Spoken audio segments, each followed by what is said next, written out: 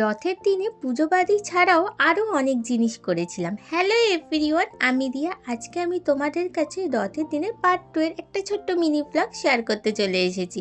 তো রথের দিন তো আমার পুজো বাড়ি ছিল, সেটা তোমরা প্রথম একটা ছোট্ট মিনি ব্লগে দেখেছো। পুজো শেষ হতে হতে প্রায় ওই বিকেল 3টে মতন বেজে গিয়েছিল। তারপর খাওয়া দাওয়া করতে করতে ওই 4টে বেজে গিয়েছিল। তারপর ওই বিকেল 5টা নাগাদ চলে গিয়েছিলাম শখের বাজারে। বেহালার এই শখের বাজার হলো, তোমরা অনেকেই জানো, চণ্ডী মেলার জন্য বিখ্যাত। আর আমাদের এখানে একটা আছে ছোট্ট রাজবাড়ি, যেটা হলো সাবর্ণ রায়চৌধুরীর। আর তাদের বাড়ির তরফ থেকে প্রত্যেক বছর বেরায় একটা বিশাল বড় রথ।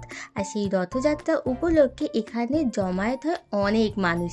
তোমরাই বলো, রাজবাড়ির রথ দেখতে কার না ভালো লাগে? কারণ এই রথযাত্রায় বিশাল বিশাল আয়োজন করা হয়, সেইগুলো দেখতে আমার তো ভীষণ ভালো লাগে। তো রথ থেকে বাড়ি আসার পর চলে গিয়েছিলাম এই চণ্ডী মেলার যে বিশাল বড় মাঠটা আছে, সেই মাঠে বসেছিল অনেক বড় করে এই রথযাত্রা উপলক্ষে একটা মেলা। তো ভাই আর বোন খুব কাঁদছিল, তো ওদেরকে নিয়েই চলে গিয়েছিলাম এই মেলায়।